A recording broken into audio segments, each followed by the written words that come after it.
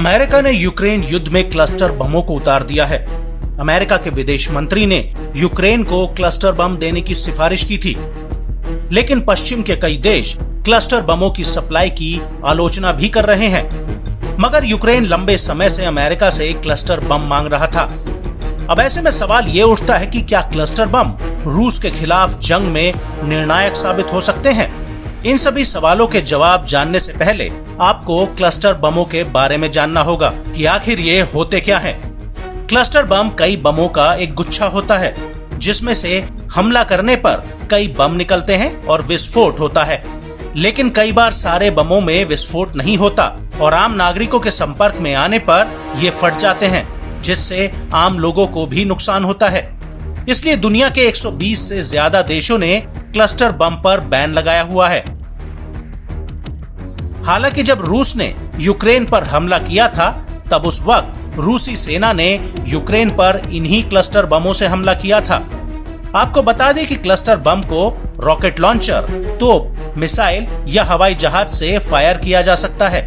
एक खास ऊंचाई पर जाने के बाद क्लस्टर बम का खोल फट जाता है और अंदर से कई छोटे छोटे बम टारगेट इलाके में बिखर जाते हैं और इन बमों में टाइमर होता है और जैसे ही टारगेट इन बमों के करीब पहुंचता है, ये फटने लगते हैं। क्लस्टर बम से टैंकों को ज्यादा नुकसान होने का खतरा रहता है। कहा जाता है कि क्लस्टर बम जिस इलाके में भी गिराया जाता है, वहां नुकसान काफी ज्यादा होता है। और बड़ी बात यह है कि दुनिया में क्लस्टर बम का इस्तेमाल सबसे पहले रूस और जर्मनी ने किया था और अमेरिका ने यूक्रेन को जो क्लस्टर बम दिए हैं, उनमें से हर एक क्लस्टर बम में से 88 छोटे बम निकलते हैं। हर छोटा बम करीब 10 वर्ग मीटर एरिया पर हमला करता है। इसका मतलब ये हुआ कि एक क्लस्टर बम 7 एकड़ इलाके में तबाही मचा सकता है। और बड़ी बात यह है कि अमेरिकी क्लस्टर बम इतने ताकतवर हैं कि इनसे टैंक या बख्तरबंद गाड़ियों का मेटल तक फट जाता है।